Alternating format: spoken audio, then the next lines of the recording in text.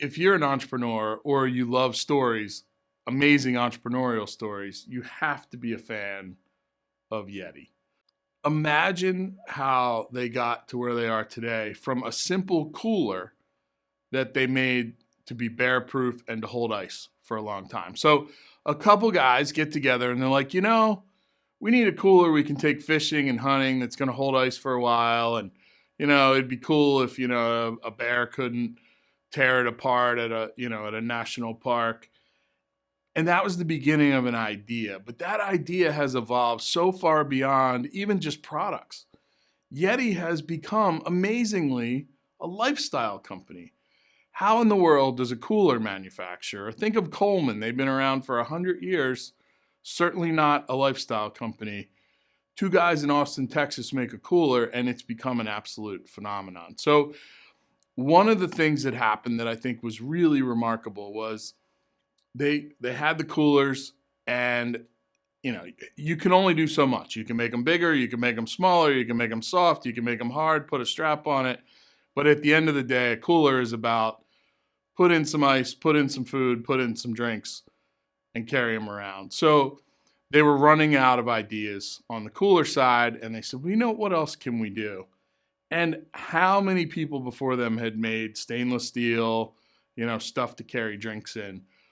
But they had built such a great brand and such a following that they come out with, this was the first one. I think it's a 20 ounce, they call it their 20 ounce tumbler maybe. And they could not keep them in stock. They launched around Christmas, I don't know, 6, 7, whatever years ago. And they were sold out everywhere. You couldn't get them. And double the price of the closest competitor. Double the price. And you couldn't keep them in stock.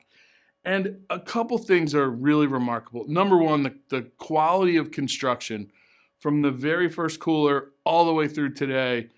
They are literally a company that obsesses about quality. They've redesigned this lid 3 or 4 times to make it better and better with each iteration. But is it worth double the price of the nearest competitor? Because what's the job that this does? Put ice in, put a drink in, maybe put a beer in, or put some coffee in. You want it to stay hot, stay cold. There's thousands of products that will do that. This costs double the nearest competitor, so why? And it's this idea of being part of something bigger and part of a movement and part of a lifestyle. And it's less about the physical product than it is about the experience of owning it.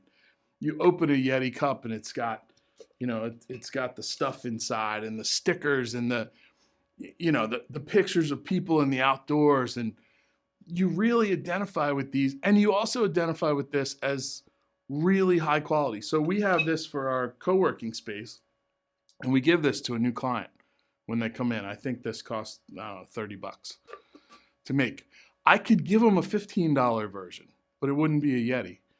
The experience and the psychology of giving them this says, we're giving you the very best one on the market.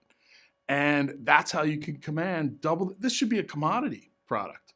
It's stainless steel with a plastic lid that holds ice and drinks.